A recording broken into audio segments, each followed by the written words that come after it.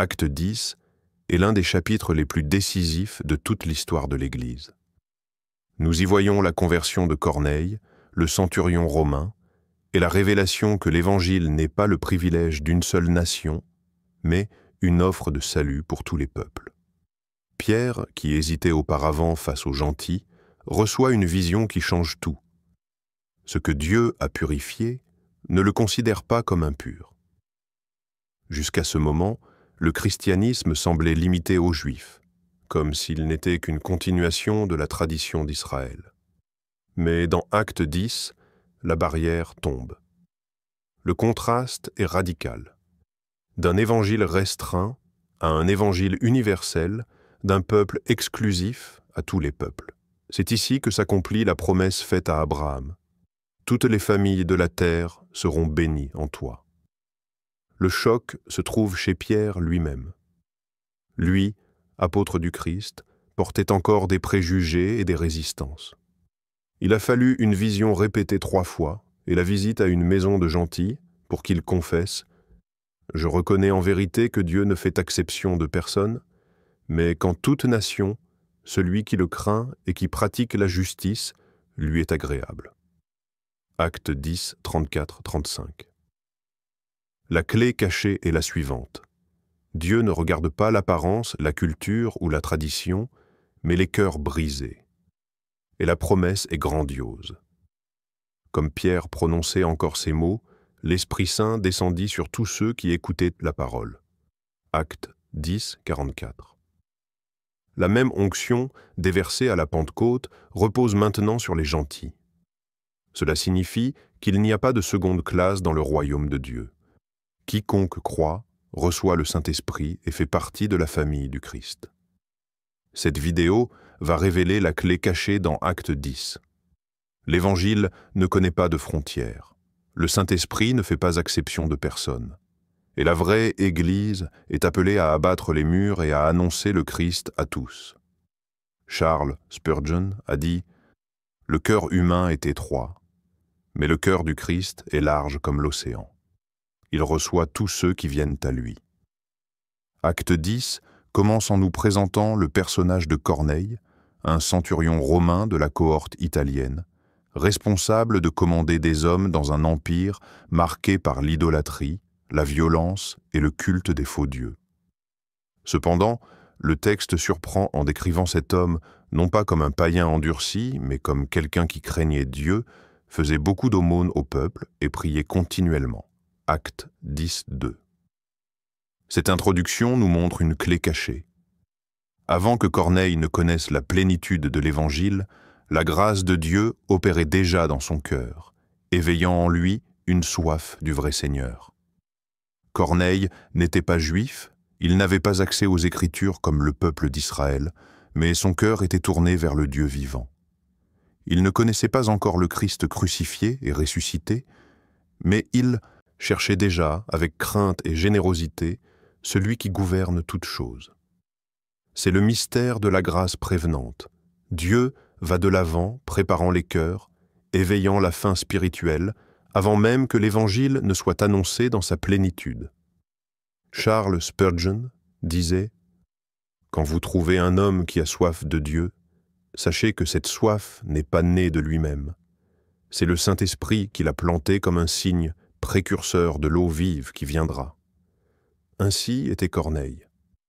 Il n'était pas sauvé par ses œuvres, mais ses prières et ses aumônes étaient des signes que Dieu travaillait déjà. L'ange qui lui apparaît le confirme. Tes prières et tes aumônes sont montées devant Dieu pour être un souvenir. Acte 10, 4. Cela ne signifie pas qu'il avait conquis le salut par son mérite, mais que ses expressions de foi, bien qu'imparfaites, avaient été remarquées par le Seigneur. C'était le témoignage que Dieu l'avait mis à part pour entendre le message de la croix. Cette vérité nous confronte. Nous jugeons souvent les gens par leur apparence extérieure, par leur religion d'origine ou par leur culture, oubliant que l'Esprit de Dieu souffle où il veut.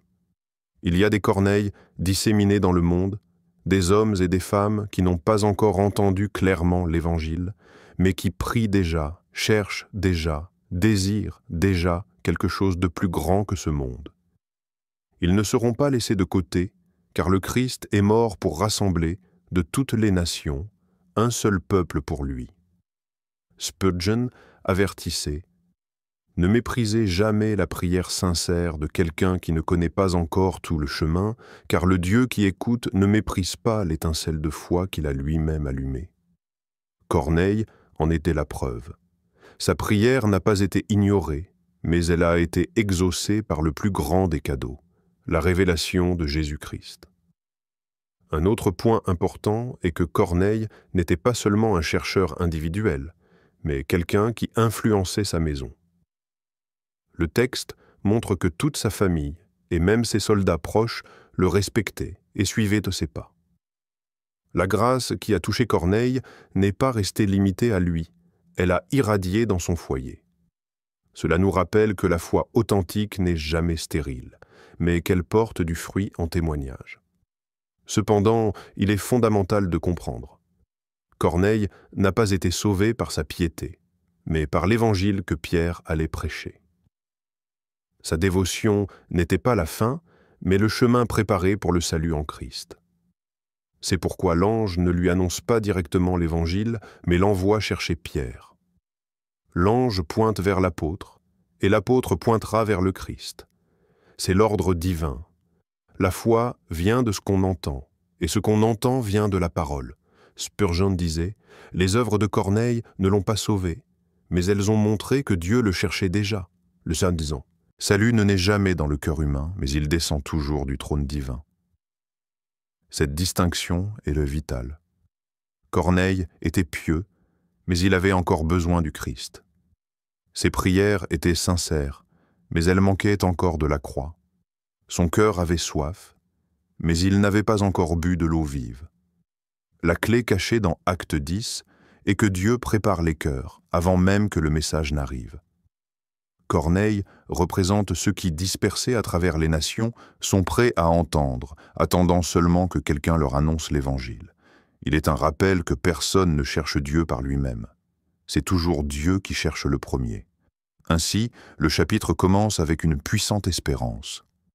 L'Évangile ne sera pas limité à Jérusalem ou à Israël, mais il atteindra même la maison d'un centurion romain.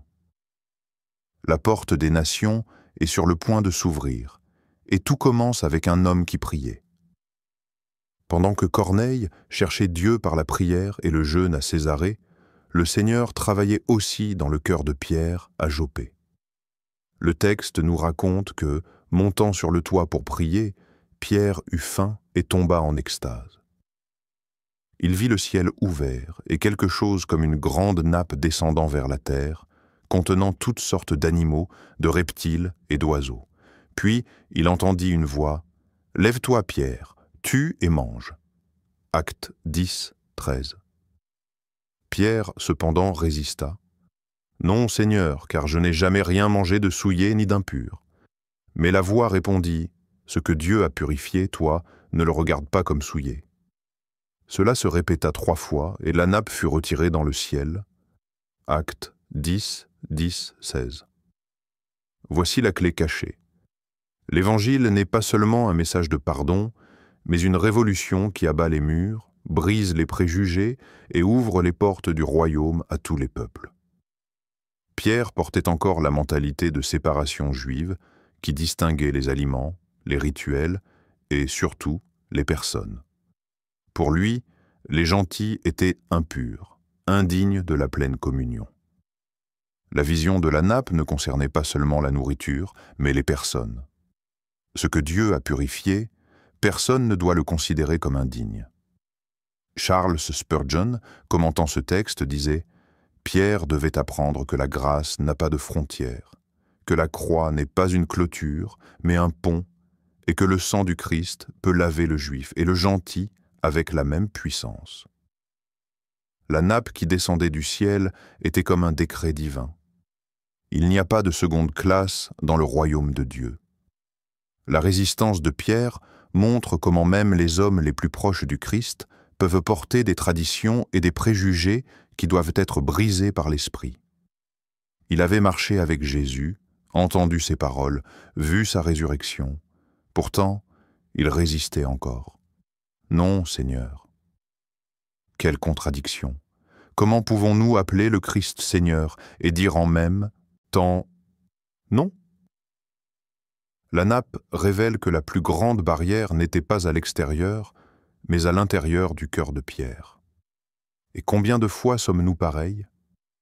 Nous élevons des murs invisibles, jugeons qui est digne ou indigne, choisissons à qui nous prêcherons et à qui nous ne prêcherons pas. L'Évangile, cependant, ne nous permet pas cette sélectivité.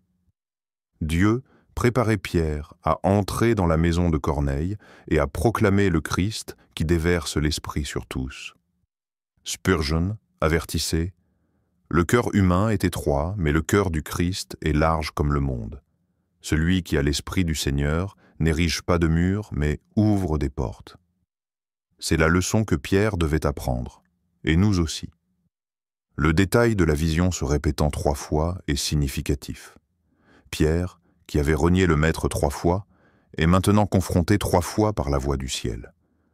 C'était comme si le Seigneur défaisait, répétition après répétition, la résistance qui vivait encore dans son cœur.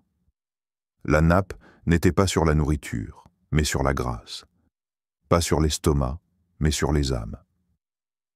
Alors que Pierre réfléchissait à cela, les hommes envoyés par Corneille arrivèrent.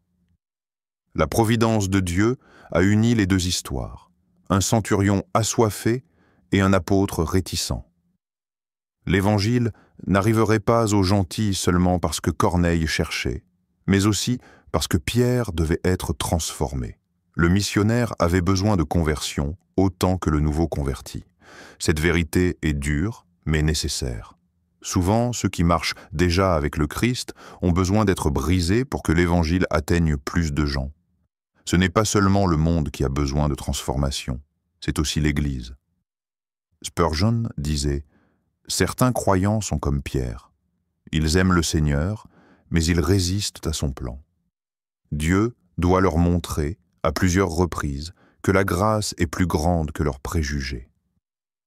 La nappe du ciel nous rappelle que la croix a aboli le mur de séparation. Éphésiens 2, 14. Il n'y a plus de juifs, ni de gentils, d'esclaves, ni de libres, d'hommes, ni de femmes, tous sont un en Jésus-Christ. C'est la clé cachée d'Acte 10. L'unité de l'Église n'est pas construite sur la race, la culture ou la tradition, mais sur la grâce de l'agneau. Pierre a dû entendre « Ne considère pas comme impur ce que Dieu a purifié ». Aujourd'hui, cette voix résonne encore. Combien de fois regardons-nous des personnes, des familles, ou même des peuples entiers, et les classons-nous comme indignes? Mais l'Évangile nous appelle à abattre ces murs. Le Christ est mort pour tous, et le Saint-Esprit est déversé sur tous ceux qui croient. Dans Acte 10, après la vision de Pierre et l'ordre de l'ange à Corneille, les 2 chemins se rencontrent enfin. Corneille, obéissant à la voix céleste, a envoyé des messagers pour appeler l'apôtre. Pierre, de son côté, réfléchissant encore au sens de la vision, est instruit par l'Esprit. « Voici, 3 hommes te cherchent. Lève-toi, descends et pars avec eux sans hésiter, car c'est moi qui les ai envoyés. » Acte 10, 19, 20. Nous voyons ici la main invisible de Dieu conduisant les pas. D'un côté, un gentil assoiffé, de l'autre, un apôtre réticent. L'Évangile était sur le point d'unir des mondes séparés par des siècles de préjugés. Corneille attendait avec impatience. Non seulement lui, mais aussi ses parents et amis proches, réunis dans sa maison, désireux d'entendre la parole de Dieu. Le texte nous montre un homme non seulement pieux en privé, mais qui influençait tout son foyer. L'Évangile qui est sur le point d'être annoncé ne tombera pas sur un sol aride, mais sur un terrain préparé par la prière et la crainte de Dieu. Lorsque Pierre entre, Corneille se prosterne devant lui, mais l'apôtre le relève en disant « Lève-toi, moi aussi je suis un homme ». Acte 10, 26. Cette scène porte un message profond. Dans l'Évangile, il n'y a pas de place pour l'idolâtrie des hommes. Corneille, représentant du pouvoir romain, s'incline devant Pierre. Pierre, représentants de l'Église du Christ, refusent d'être adorés. Tous deux doivent s'agenouiller uniquement devant le Christ.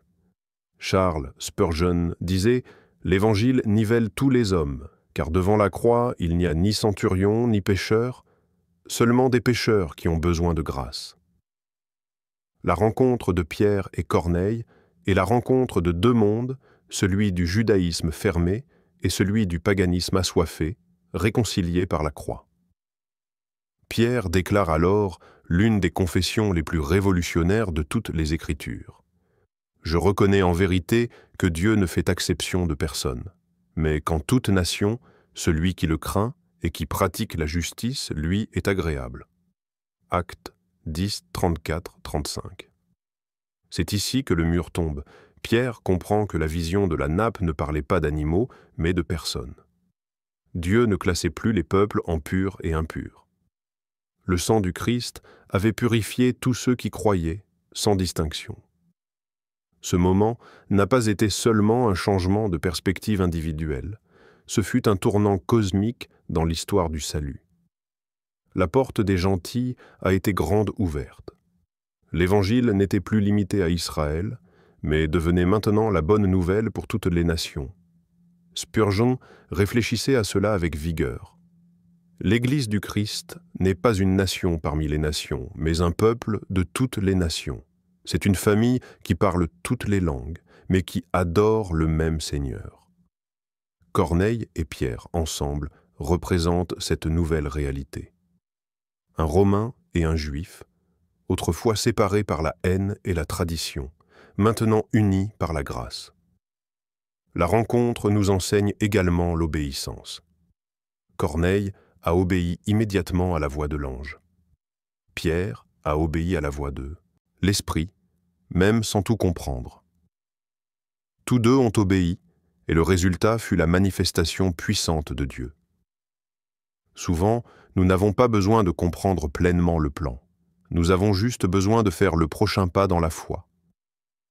Cette rencontre nous confronte.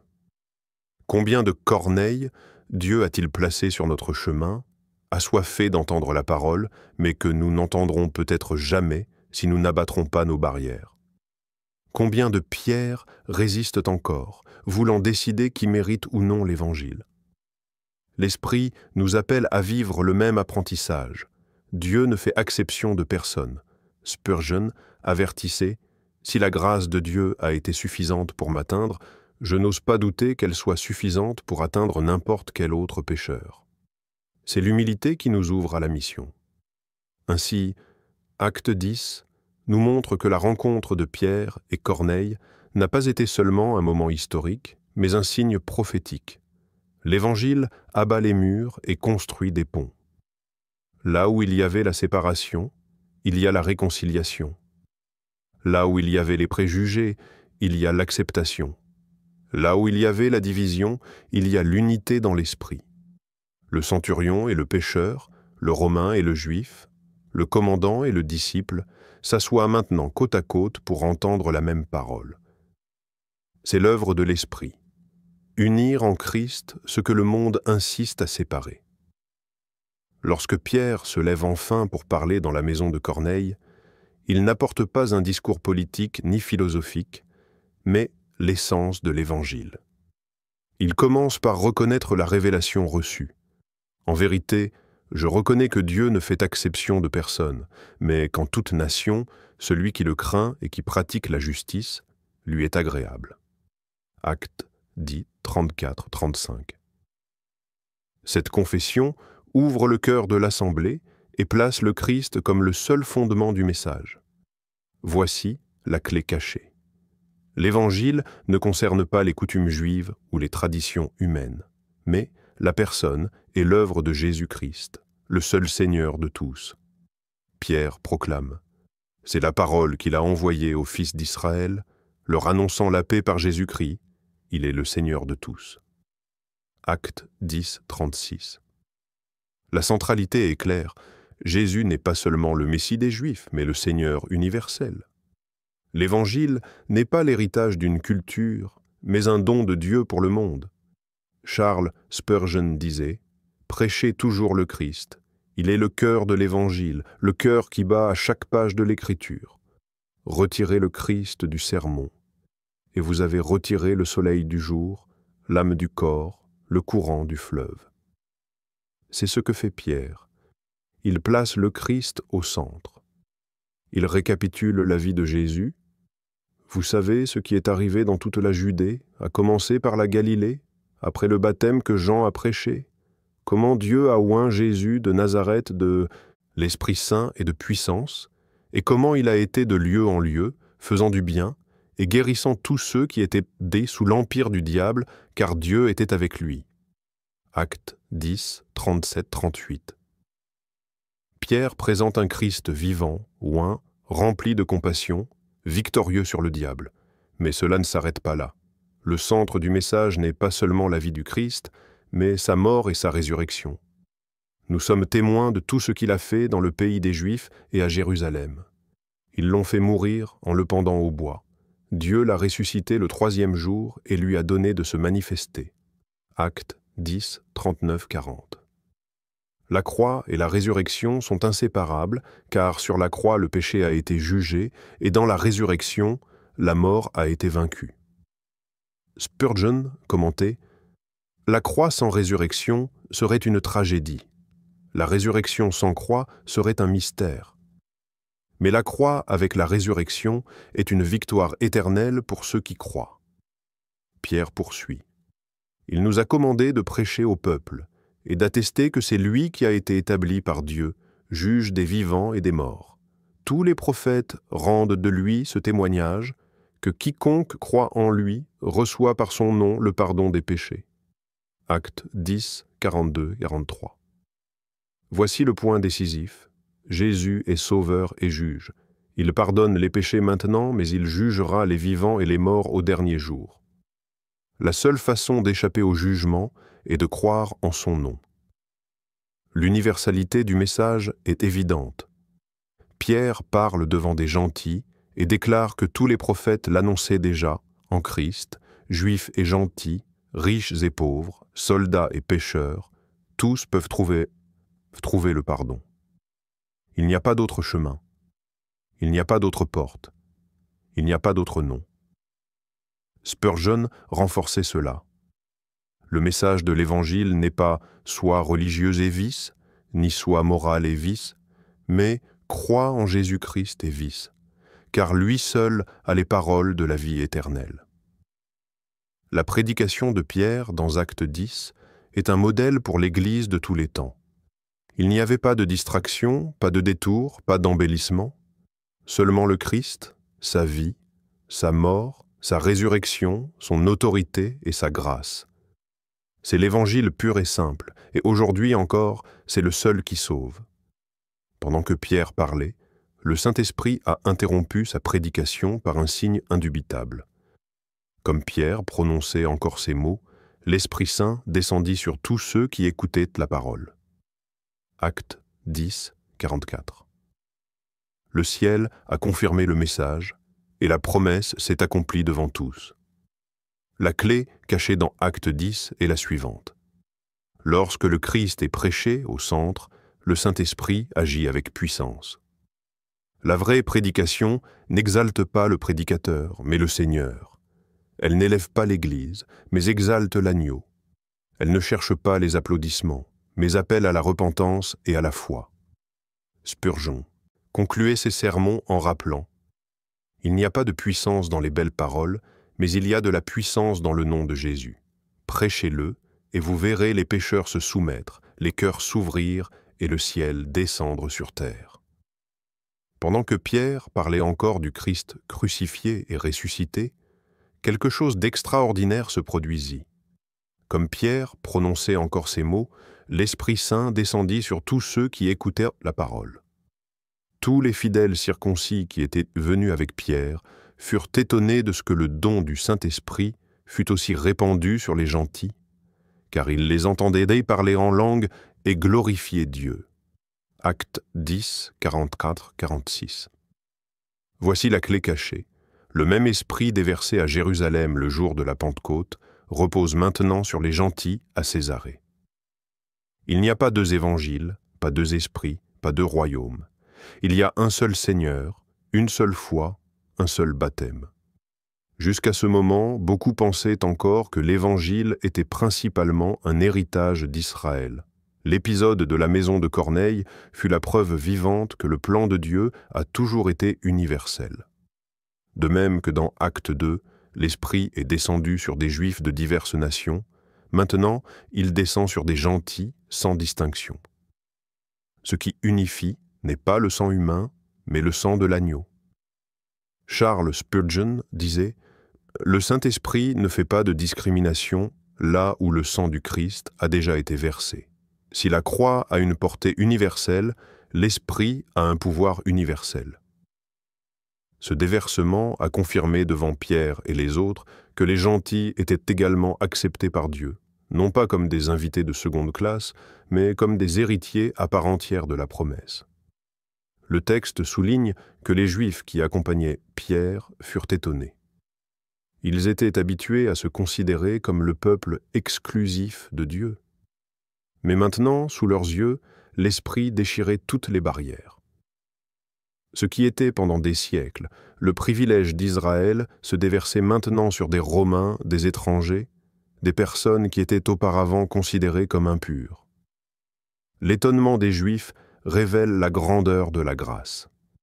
Cette vérité nous enseigne une chose puissante. Il n'y a pas de barrière que le Saint-Esprit ne puisse franchir. La culture, la tradition, la géographie, la langue, rien ne peut arrêter l'avancée de la grâce. Lorsque l'Évangile est prêché fidèlement et que le Christ est exalté, l'Esprit vient avec puissance. Il ne dépend pas des structures, mais des cœurs ouverts.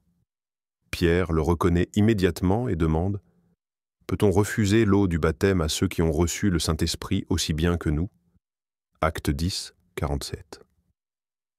La question est rhétorique. Qui oserait empêcher le baptême de ceux que Dieu lui-même avait déjà scellés par l'Esprit? Ainsi, Corneille et sa maison furent baptisés au nom de Jésus-Christ. La clé cachée ici est que le Saint-Esprit est la vraie marque de l'Église. Ce n'est pas la circoncision, ce n'est pas la tradition, ce n'est pas la culture, mais la présence de l'Esprit qui identifie le peuple de Dieu. Spurgeon disait « Nous pouvons avoir des temples et des liturgies, mais si nous n'avons pas l'Esprit, nous ne sommes que des cadavres bien ornés. Mais si l'Esprit est présent, même dans une humble maison, là se trouve l'Église vivante du Christ. » La Pentecôte des gentils dans Acte 10 n'a pas été seulement un moment émouvant, mais un tournant définitif dans l'histoire du salut. L'Église cesse d'être un mouvement au sein du judaïsme pour devenir le corps universel du Christ. Désormais, personne ne pourra revendiquer l'exclusivité. Le même esprit qui a rempli les Juifs remplit aussi les gentils. Le même Christ qui a sauvé à Jérusalem sauve à Césarée, à Rome, dans tous les coins de la terre. Spurgeon concluait ainsi. La croix a ouvert le chemin, la résurrection a confirmé la victoire et le Saint-Esprit a scellé la promesse. Peu importe que l'homme porte la toge romaine ou le manteau juif, s'il croit au Christ, l'Esprit est d'or répandu sur lui. Après la descente du Saint-Esprit sur Corneille et tous ceux qui étaient dans sa maison, Pierre se lève et pose une question qui résonne comme un marteau contre tous les préjugés religieux. Peut-on refuser l'eau du baptême à ceux qui ont reçu le Saint-Esprit aussi bien que nous? Acte 10, 47. Et le texte déclare alors « Et il commanda qu'ils fussent baptisés au nom du Seigneur. » Acte 10, 48. Voici la clé cachée. Le baptême n'est pas seulement un rite extérieur, mais le sceau visible d'une réalité spirituelle déjà accomplie par l'Esprit. Corneille et sa maison n'ont pas été baptisés pour recevoir l'Esprit, mais parce qu'ils l'avaient déjà reçu. Le baptême fut le témoignage public qu'ils appartenaient, désormais, entièrement au corps du Christ. L'ordre des choses ici est révélateur. D'abord vint la parole prêchée, ensuite la foi qui a germé dans les cœurs, puis le Saint-Esprit est descendu comme confirmation divine, et enfin, le baptême a scellé visiblement cette nouvelle réalité. C'est comme si le ciel et la terre étaient unis dans un seul témoignage. Ces gentils étaient désormais l'Église du Christ. Charles Spurgeon disait « Le baptême n'est pas la cause du salut, mais son étendard dressé devant les hommes. Il ne crée pas la vie, mais la déclare. C'est l'anneau qui confirme les noces déjà consommées par l'Esprit. » Cette compréhension est essentielle pour ne pas transformer le baptême en un rituel vide, ni en une idole sacramentelle. Il ne remplace pas l'œuvre intérieure, mais il la manifeste. La question de Pierre expose également une leçon puissante. Qui oserait empêcher ce que Dieu avait déjà fait? Les Juifs qui étaient avec lui furent étonnés, mais maintenant, ils ne pouvaient pas nier. Le même esprit qui était descendu sur eux à Jérusalem était maintenant descendu sur les gentils à Césarée. Le baptême, par conséquent, n'était pas une concession humaine, mais une confirmation divine. Spurgeon avertissait « Si Dieu a déjà justifié, qui sommes-nous pour condamner? Si l'Esprit a déjà scellé, qui sommes-nous pour refuser le sceau de l'eau ?» C'est un appel à ce que l'Église se souvienne qu'elle n'est pas la propriétaire de la grâce, mais sa servante. Le baptême n'est pas une porte d'entrée que l'Église contrôle, mais un signe qui reconnaît ce que Dieu a déjà opéré. Le baptême de Corneille et de sa maison porte également une signification missionnaire profonde. Jusque-là, beaucoup considéraient la foi chrétienne comme une extension du judaïsme. Mais maintenant, devant tous, des gentils furent plongés dans l'eau au nom de Jésus-Christ. C'était la proclamation publique que la promesse faite à Abraham s'accomplissait. En sa descendance seraient bénies toutes les familles de la terre. Cette scène nous parle encore aujourd'hui. Le baptême continue d'être le témoignage public que l'ancienne vie est derrière et qu'une nouvelle vie a commencé en Christ. Ce n'est pas un acte isolé, mais une confession devant le ciel et la terre. Corneille n'a pas eu honte. Lui, un centurion romain, puissant aux yeux du monde, s'est humblement soumis aux eaux, déclarant que son vrai Seigneur n'était pas César, mais Jésus-Christ. Spurgeon prêchait avec force. Le baptême est la marche publique d'un soldat qui déclare « Maintenant j'appartiens au roi ». Celui qui refuse cette étape craint plus les hommes que Dieu. Corneille, commandant d'hommes, s'est soumis comme serviteur du Christ, et cela a scellé devant tous l'authenticité de sa foi.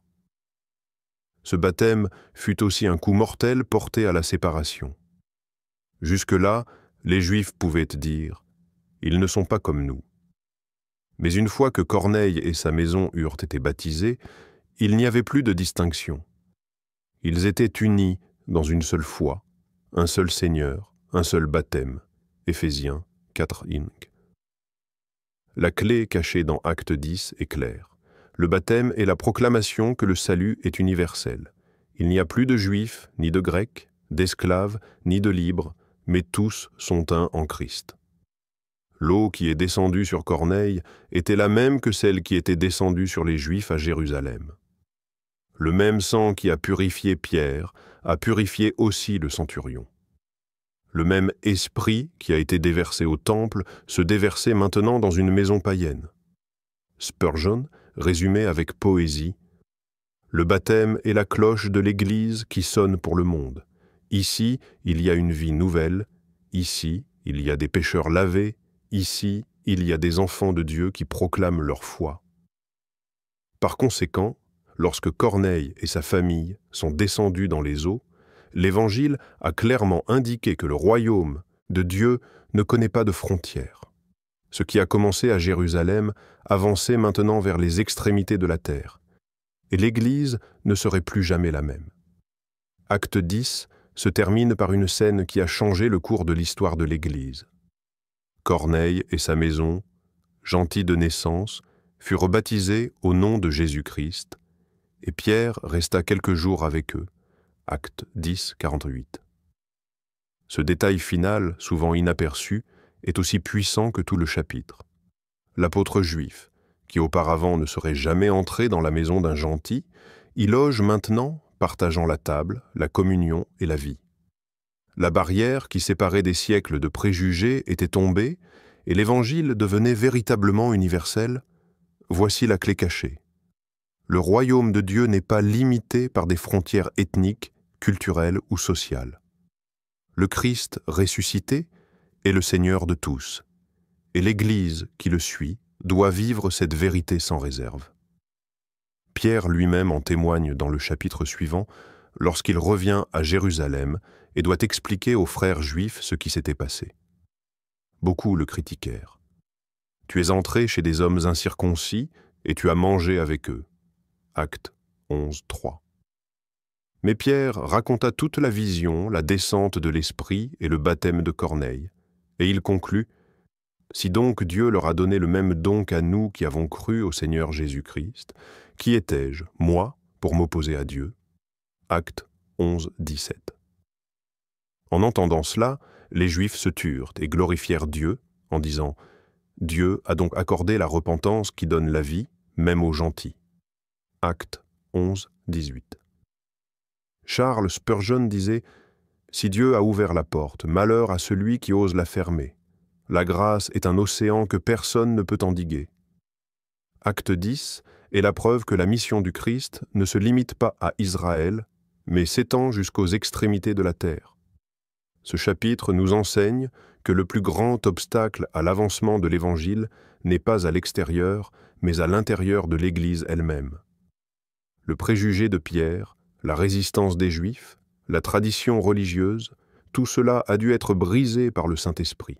Corneille n'était pas le problème. Le problème était la barrière invisible qui le séparait de Pierre. L'Esprit a déchiré ce mur et a montré que l'Évangile est un pont, pas une clôture.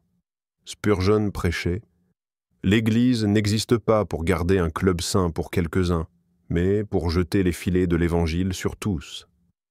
Plus notre cœur est étroit, plus nous sommes éloignés du cœur du Christ. » C'est la leçon qu'Acte 10 nous crie, nous ne pouvons pas limiter qui Dieu peut sauver. Le chapitre nous montre également que l'expansion de l'Église ne s'est pas produite par des stratégies humaines élaborées, mais par la providence divine. Un ange a parlé à Corneille. Une vision a confronté Pierre. Le Saint-Esprit est descendu sans que personne ne l'ait programmé. Le baptême était inévitable. Tout a été conduit par la main invisible de Dieu. L'Évangile ne dépend pas de la permission des hommes, mais du décret du ciel. Et il y a encore un autre détail précieux. Corneille n'a pas seulement été sauvé individuellement, mais avec toute sa maison. C'est le modèle de la grâce. Elle se répand comme un fleuve, atteignant des familles entières, des communautés entières, des peuples entiers. Le salut n'est pas une étincelle isolée, mais un feu qui consume les foyers et les nations. La clé cachée dans Acte 10 est que l'Église ne peut plus vivre dos tourné au peuple. Le Saint-Esprit a déjà montré que l'Évangile est pour tous. Le défi n'est pas de savoir si Dieu veut sauver, mais si nous sommes disposés à aller, à annoncer, à abattre nos murs. Spurgeon concluait avec fermeté « L'Église qui garde l'Évangile pour elle seule est comme un homme qui allume une lampe et la cache sous son lit. Le monde est dans les ténèbres, et le Seigneur de la lumière nous ordonne de la placer sur la haute montagne pour qu'elle brille sur tous. » Par conséquent, Acte 10 n'est pas seulement l'histoire de la conversion d'un homme romain, mais le point de repère de la conversion de l'Église elle-même à la mission universelle du Christ. De Jérusalem à Césarée, des Juifs aux gentils, de la nappe qui descendait du ciel aux eaux du baptême, le Saint-Esprit a ouvert la voie pour que le message de la croix court librement jusqu'aux extrémités de la terre. L'Évangile sans frontières est la clé cachée dans Acte 10. Et cette clé ouvre encore des portes aujourd'hui, si nous sommes disposés à tenir la nappe de la grâce et à y voir non seulement des animaux de toutes sortes, mais des hommes et des femmes de toutes tribus, langues, peuples et nations, appelés à être lavés dans le sang de l'agneau. Acte 10 nous a montré que l'Évangile ne connaît pas de frontières. Corneille, le centurion romain, et sa maison ont été visités par le Saint-Esprit, baptisés au nom de Jésus et accueillis comme faisant pleinement partie du peuple de Dieu. Pierre, qui disait auparavant « Non, Seigneur », a dû apprendre que ce que Dieu a purifié, personne ne doit le déclarer impur. Charles Spurgeon a dit « Le cœur humain élève des murs, mais le cœur du Christ construit des ponts. Il est le Seigneur de tous, et il ne rejette aucun de ceux qui viennent à lui. » C'est la clé cachée d'Acte 10. Il n'y a pas d'acception de personne devant la croix. Maintenant, c'est à votre tour. Écrivez dans les commentaires. L'Évangile est pour tous, et je ne résisterai pas à l'action de l'Esprit. Témoignez de la façon dont Dieu a déjà abattu des murs dans votre vie. Partagez ce message avec quelqu'un que vous trouvez trop éloigné de Dieu. Abonnez-vous à la chaîne L'École du Prince, activez la cloche et continuez avec nous à découvrir les clés cachées. De la parole. Le Christ est le Seigneur de tous. Le même esprit qui est descendu à Jérusalem est aussi descendu à Césarée, et aujourd'hui, il peut descendre sur vous.